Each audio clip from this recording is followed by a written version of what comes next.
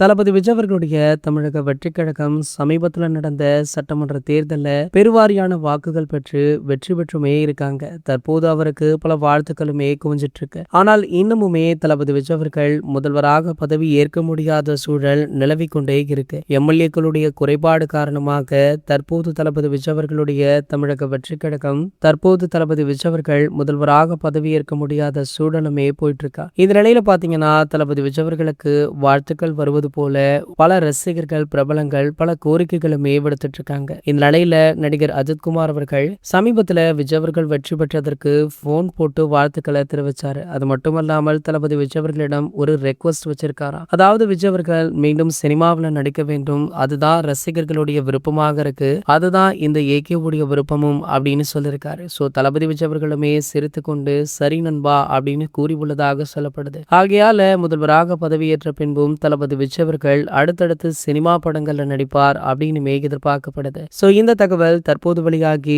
Social மீடியாக்கள்ல வைரலாகிட்டு இருக்கு. இது போன்ற செய்திகளை பத்தி நீங்க உடனே தெரிஞ்சுக்க நம்மளுடைய சேனலை மறக்காம சப்ஸ்கிரைப் பண்ணிக்கோங்க.